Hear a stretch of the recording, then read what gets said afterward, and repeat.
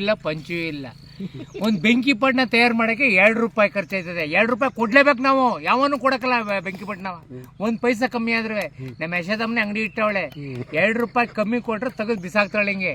ಅದೇ ರೈತ ಬೆಳೆದಿರೋ ಬೆಳೆ ಇವತ್ತು 6,000 ರೂಪಾಯಿ ಅಡಿಕೆ ಇತ್ತು, 3,000 ರೂಪಾಯಿ ಕೇಳಿದ್ರು ತಿಕ್ಕಾಮಿಕೊಂಡು ಕೊಟ್ಟು ಬತ್ತೀಯ. ಈರುಳ್ಳಿ ಬೆಳೆದ್ರು ತಿಕ್ಕಾಮಿ ಕೊಡ್ತೀವಿ. 1.5 ಈ ಎಕರೆಗೆ 45 ಚೀಲ ಭತ್ತ ಬೆಳಿತೀನಿ. 45 ಚೀಲ ನಾನು ತಿಂತೀನೇನೋ. 2,000 ಅಲ್ಲ, 1,500ಕ್ಕಲ್ಲ, 1,000 ಕೇಳಿದ್ರು ಕೊಟ್ಟು ಬರ್ಬೇಕು ನೀನು. ಯಾಕೆ ಅಂದ್ರೆ ನೀನ್ ಮನೆ ಕರೆಂಟ್ ಚಾರ್ಜ್ ಕಟ್ಟಕ್ಕೆ ದುಡ್ಡು ಇರಕ್ಕಲ್ಲ, ನೀನ್ ನೆಡ್ತಿಗೆ ಸೀರೆ ತರಕ್ಕೆ ದುಡ್ಡು ಇರಕ್ಕಲ್ಲ ಅಂತ ರೈತರು.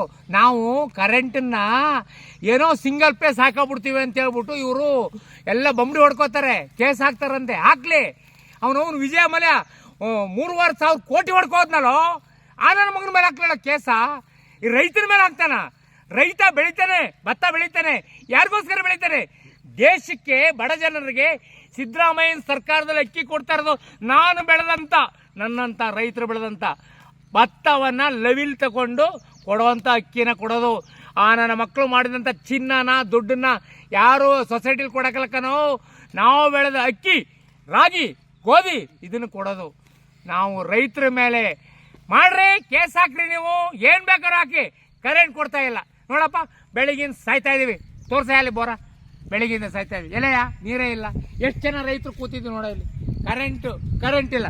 ಒಣಗೋಯ್ತಾ ಇದಲ್ಲ ನಮ್ಮ ಬೆಳೆ ಅಲ್ಲವಾ, ಈ ವರ್ಷ ಮಾಡಿರೋ ಬೆಳೆ ಅಲ್ಲವಾ ಒಣಗೋಯ್ತಾ ಇದೆ. ಯಾವ ಬೋಳಿ ಮಗ ನೋಡ್ಕೋತಾನೆ? ಸಿದ್ದರಾಮಯ್ಯಗೆ 14 ಸೈಟ್ ಅಂತೆ, ಡಿ ಕೆ ಶಿವಕುಮಾರ್ಗೆ 36 ಸೈಟ್ ಅಂತೆ. ಇದನ್ನು ಮಾತಾಡ್ತಾರೆ ಹೊರತು ಟಿವಿನಲ್ಲಿ ರೈತರ ಬಗ್ಗೆ ಮಾತಾಡೋ ಬೇವರ್ಸಿಂದ ನಮಗ ಯಾವನವನು ಹೇಳೋ.